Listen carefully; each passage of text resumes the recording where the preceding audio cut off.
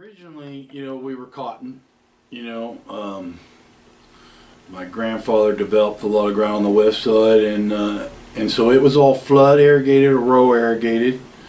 They would grow alfalfa and wheat, and that would be more of a flood, but check to check.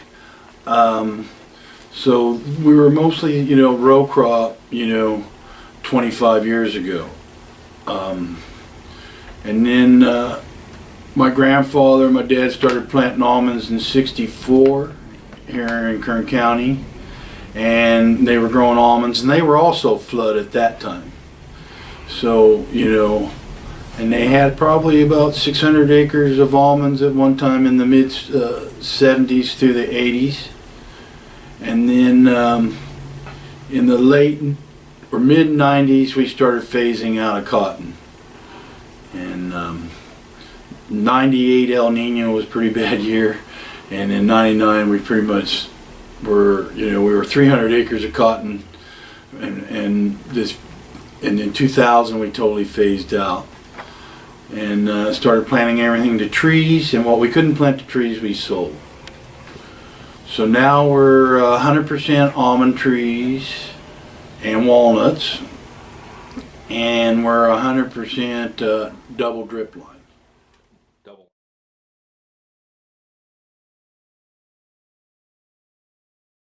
We use Pure Sense to monitor that and to make sure we're in, the right level that the trees are consuming. Mm-hmm. There is a app in there. It shows you what the estimated ETCs are and what we have applied and where we're deficient, and then we try to make them up, on the weekends if we have to. Flow meters.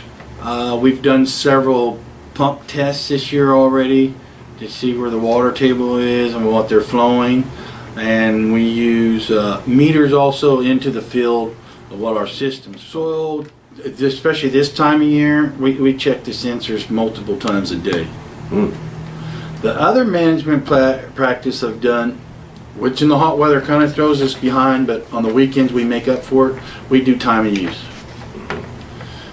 We have charts on up there, it says time of use guidelines, and so we shut from noon to 6, which we feel in the hotter days, we don't have the evaporation again, so we run from 6 in the evening till noon the next day, and we run from 6 to noon, on our first set and then back, so they end up with 24 hours, but we do shut off from noon to 6 from Monday to Friday.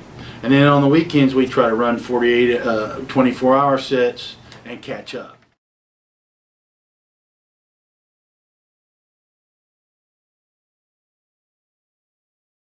It will tell us, there's a forecast chart in here, and it'll predict it, where we're going to be deficient, and so we try to move it up the best we can.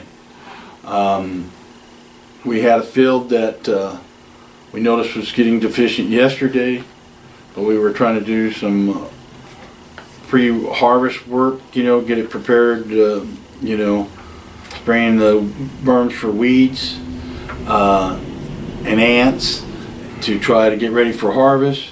And we say, hey, we got to get going this morning. Even if we have to move the spray rig out, we've got to get water because we saw deficiency coming.